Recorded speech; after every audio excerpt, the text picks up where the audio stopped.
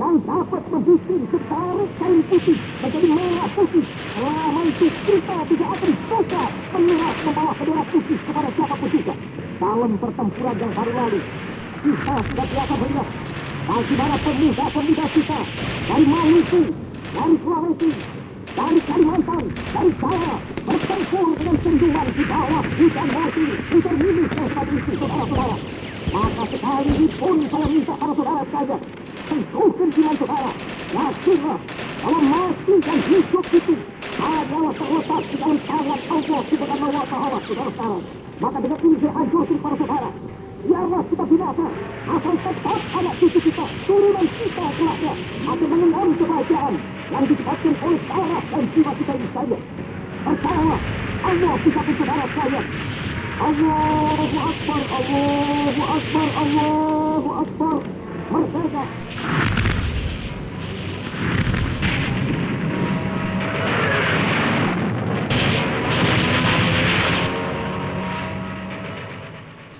November 1945, darah are-are Surabaya mendidih dalam gelombang heroisme.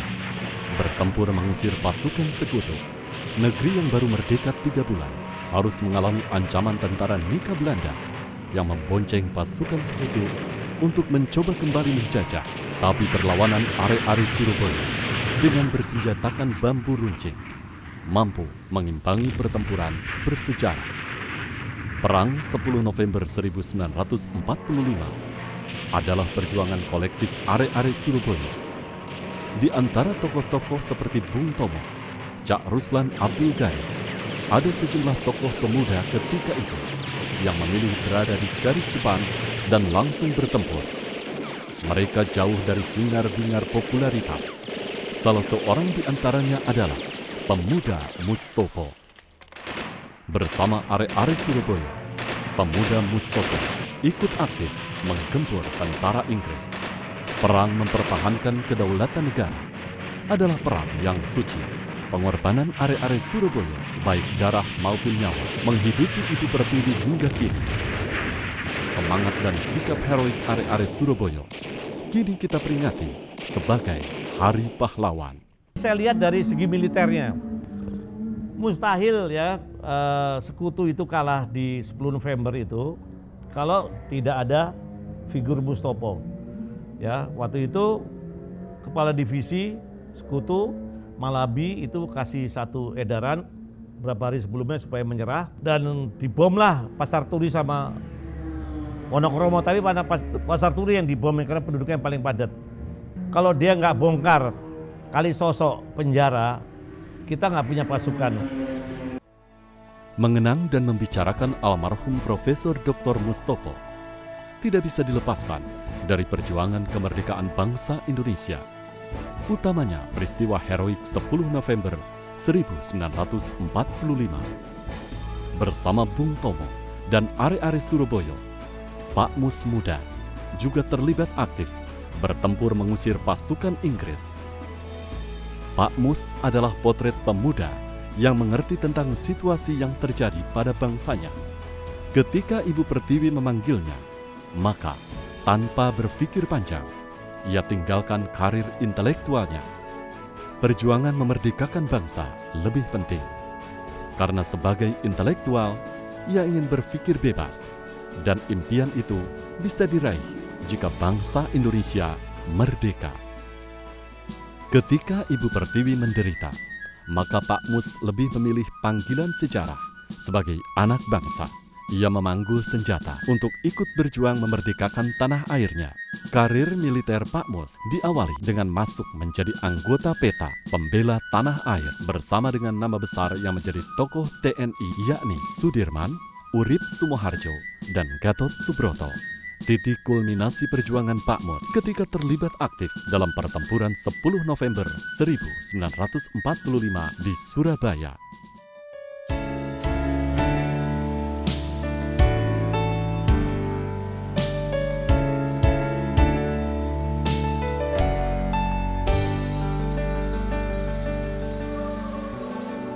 Profesor Dr. Mustopo lahir di Jawa Timur, tepatnya di Desa Ngadiluih, Kediri, tanggal 13 Juni 1913.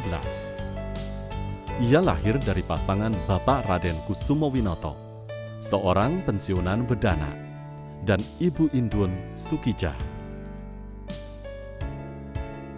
Tanggal 27 Desember 1951, Profesor Dr. Mustopo sebagai Mayor Jenderal Infanteri kembali ke bidang kesehatan dan menjadi Kepala Kesehatan Gigi, merangkap Kepala Bagian Bedah Rahang pada RSPAD.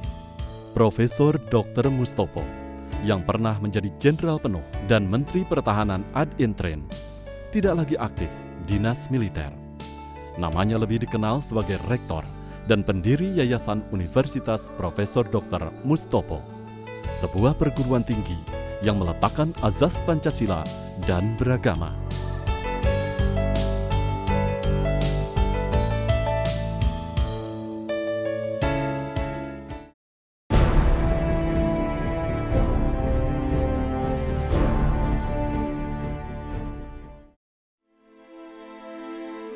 Pada tanggal 17 Agustus 1978, Dr. Mustopo, yang sejak zaman pendudukan Jepang pernah menjadi asisten profesor Sekolah Tinggi Kedokteran Gigi, menerima anugerah Tanda Penghormatan Bintang Mahaputra Utama sebagai penghargaan atas kesetiaan dan jasanya yang luar biasa terhadap negara dan bangsa dalam bidang pendidikan, kesehatan, dan pengamalan Pancasila.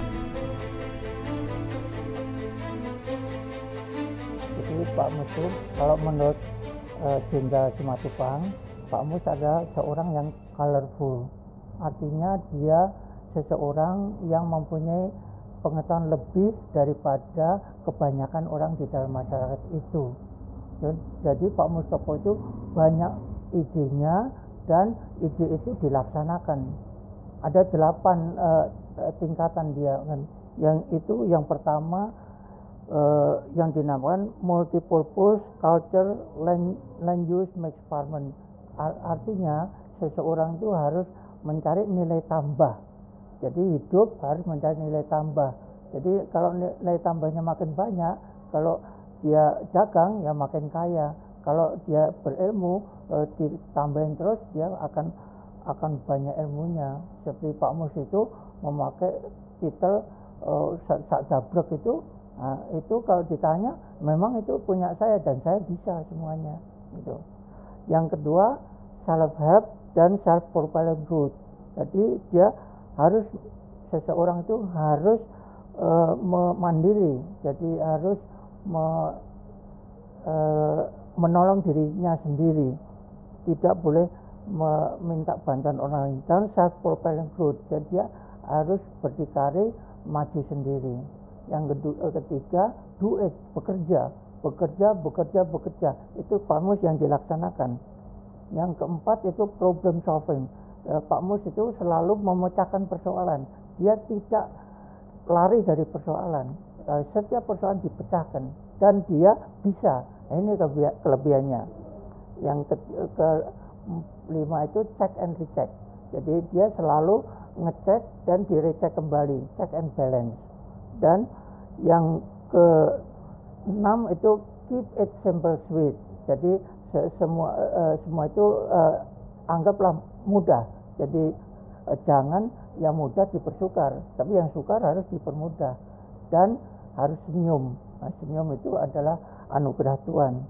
Nah, kalau semuanya bisa atau tidak bisa, itu segala sesuatu diserahkan kepada Tuhan Yang Maha Esa. Itu Pak Mus kelebihannya. Dan itu dilaksanakan. Tahun 1952 mulai berdikari dengkul betul, yaitu tukang gigi proses bayar mereka. Tukang gigi itu bayar sama di sini saja, selalu di dalam 9 tahun jadi gentle college namanya. Yang dia ini konsepnya. Yang itu isinya tukang gigi sudah 2000 yang sudah dilatih seluruh Indonesia. Merenungi perjalanan Pak Mus adalah menatap jejak panjang yang berliku dan kadang menukik tajam pada satu masa. Pak Mus mengajarkan pada kita meraih sukses harus menghargai proses. Sukses tidak datang secara tiba-tiba dan instan. Ada keprihatinan, penderitaan, bahkan tumpahan darah kekecewaan yang menyuburkan proses menuju sukses.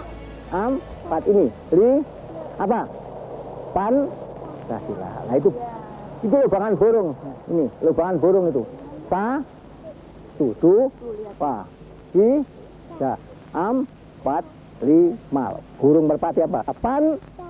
Wah, nah mana Pancasila. Nah kalau ini bendera ya merah putih apa? Bendera Indonesia. Bendera apa? Indonesia. Nah, mana sih? Ini bendera apa? Merah Merah putih.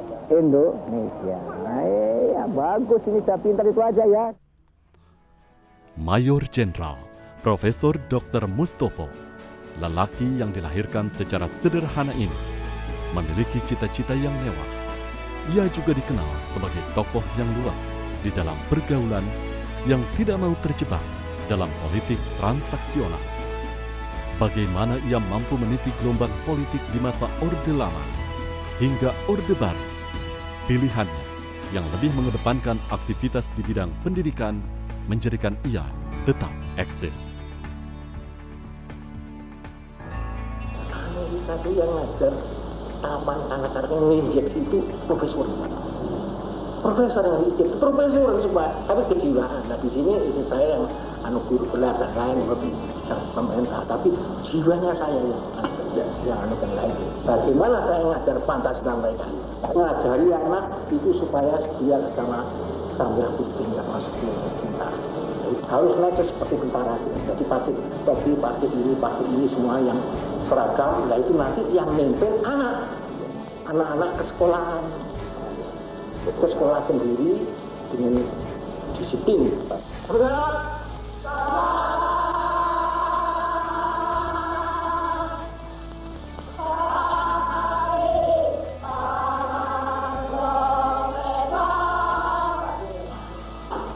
Prinsip saya begitu untuk menjaga supaya orang-orang yang beragama itu dibolehkan dan tidak dihalang-halangi, dan kerumunan agama ada, dan itu cocok dengan hukum oikumene. Oikumene itu bekerjasama, Katolik Kristen semua bersama.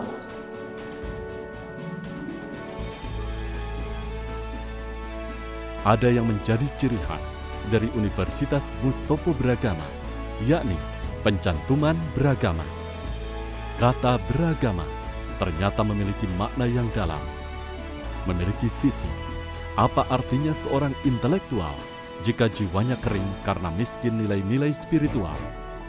Pendidikan tanpa landasan agama, maka akan menjadi hampa tanpa ruh. Pak Mus tidak menginginkan intelektual atau akademisi yang memiliki kecenderungan sekuler.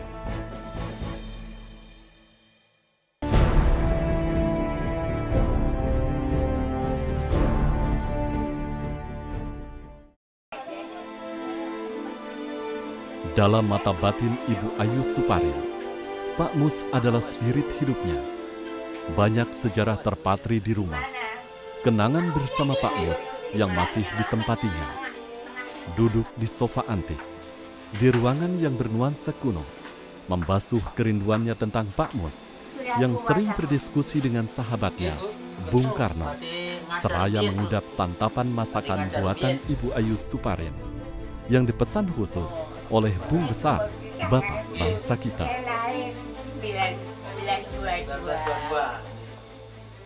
Pak Mus ini merupakan salah satu pahlawan nasional kita ya, yang berjasa sebelum perang kemerdekaan itu beliau sudah mendirikan lembaga kepedulian nasional ya, yang tugasnya menyantuni masyarakat miskin. Nah, ketika perang kemerdekaan beliau mengorbankan jiwa dan raganya dengan berjuang sampai titik darah yang penghabisan.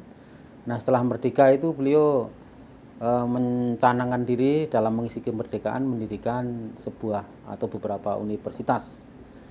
Nah sehingga universitas sekarang ini tentu saja suka tidak suka sebagai universitas yang didirikan oleh Pak Mus selalu menteladani semangat beliau Semangatnya itu ketika berjuang, merebut dan mempertahankan kemerdekaan, beliau berjuang sampai titik darah penghabisan. Nah, ketika mengisi kemerdekaan, beliau mencanangkan adanya kerja keras. Jadi kerja keras itulah yang menyemangati juga dari Universitas Profesor Dr. Mustopo Beragama ini, yang telah memiliki visi menuju kepada universitas yang unggul, yang bercitra positif, mampu bersaing, tetapi tetap melandaskan ilmunya pada wawasan kebangsaan.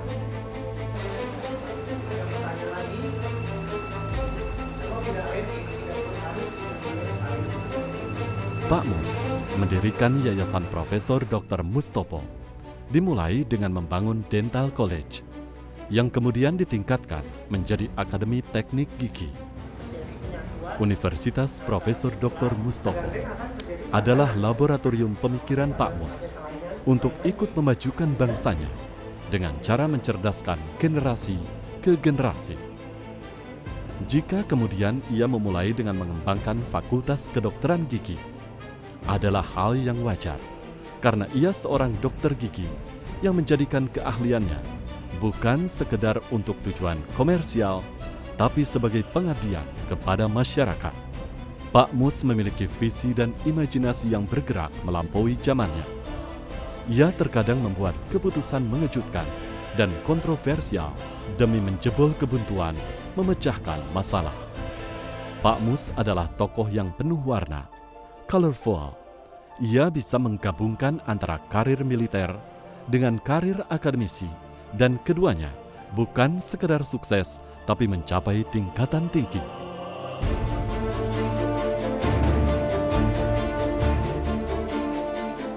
Ia sejak awal sudah meyakini sekolah merupakan jalan terbaik untuk membebaskan belenggu kemiskinan, ketidakberdayaan. Ilmu tidak hanya berguna bagi diri sendiri, tapi juga bermanfaat bagi kemaslahatan orang banyak. Mustopo menyelesaikan pendidikan dokter gigi tahun 1937. Setelah menjadi dokter gigi, ia tetap hidup sederhana. Namun Pak Mus justru memperkaya jiwa sosialnya. Ia sering melakukan pengobatan cuma-cuma kepada masyarakat, yang sebagian besar ketika itu memang banyak yang kurang mampu. Saya murid, bukan nenek-nenek. Kedekatan antara Pak Prayitno dengan Pak Mus tergambar pada plat nomor mobil pribadi Pak Mus yang sesuai dengan tanggal dan bulan kelahiran Pak Prayitno. Hubungan keduanya lebih disebabkan oleh ikatan saling percaya yang sejak lama dibina.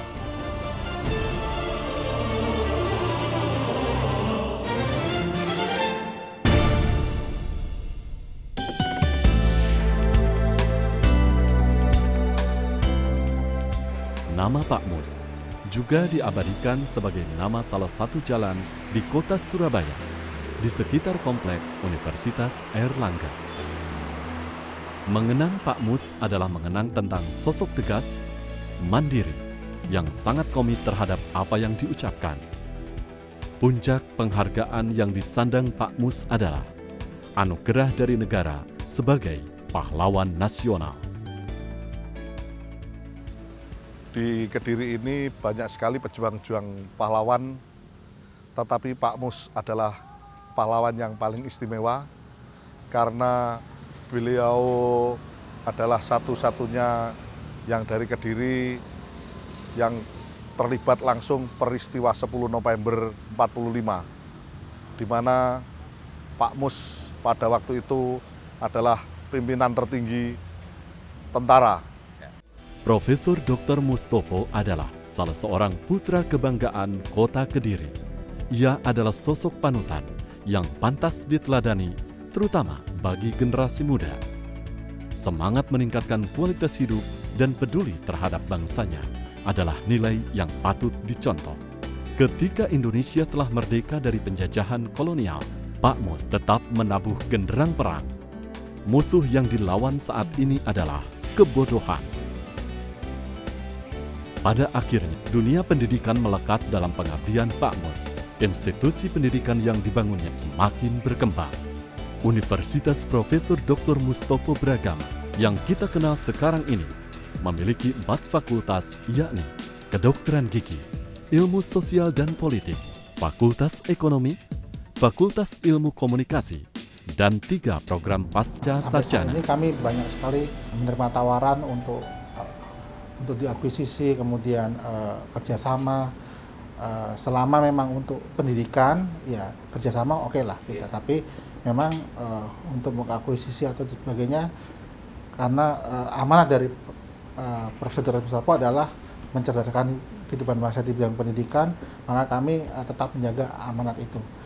Saya menyarankan dan juga menghimbau agar keluarga besar yayasan, universitas dan juga fakultas-fakultas mempunyai sense of belonging atau rasa memiliki. Mudah-mudahan kedepannya ya kita bisa wariskan institusi pendidikan ini kepada anak dan cucu kita.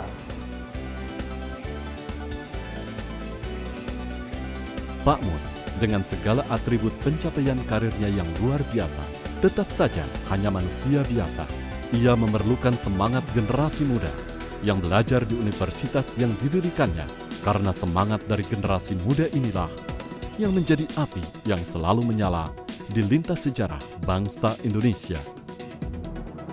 Saya selama ini bekerja dengan Pak Mustopo sejak tahun 1973 hingga beliau wafat, yaitu di tahun 1986.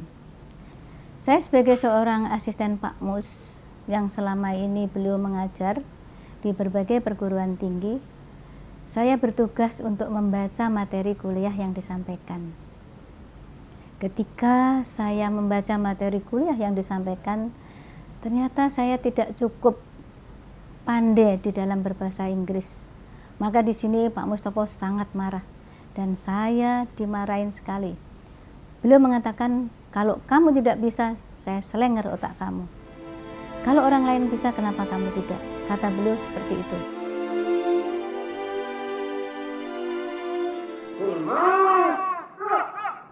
Pak Mus wafat pada tanggal 29 September 1986 dalam usia 73 tahun. Jenazah Pak Mus dimakamkan di Taman Makam Pahlawan, Cikutra, Bandung, Jawa Barat. Saudara-saudara semua diharapkan betul-betul menjadi sarjana yang unggul, ya, yang bercitra positif, yang mampu bersaing dengan lulusan-lulusan lain, dan tetap melandaskan ilmunya pada kebangsaan yang berdasarkan Pancasila. Satu-satunya jalan yang disarankan oleh Pak Mustopo adalah kerja keras. Pak Mus adalah sosok multitalenta. Ia mampu meniti gelombang sejarah dan tetap eksis berada dalam pusaran zaman. Pak Mus hingga kini tetap dikenang, tidak hanya oleh mereka, generasi seangkatannya, tetapi juga oleh lintas generasi, karena jejaknya terpahat di institusi pendidikan Universitas Profesor Dr. Mustopo Bragama yang banyak melahirkan intelektual muda. Bagi Ibu Raden Ayu Supari, Pak Mus tetap hidup dalam hatinya. Perempuan sepuh berusia 92 tahun ini adalah belahan jiwa Pak Mus. Cahaya kebahagiaan tetap terlukis di wajahnya tiap kali memandang foto Pak Mus. Kenangan tentang Pak Mus bergelimang bersama pita waktu. Generasi muda harus setia dan cinta kepada tanah air, Ibu Pertiwi, negara kesatuan Republik Indonesia yang berbendera Sangsaka di warna merah putih, Bhinneka Tunggal Ika, berpancasila, berundang-undang dasar 45, dan berjiwa yang adil, benar, bersih, tertib, jujur, bijaksana, dan berwibawa. Di Suparto Mustopo.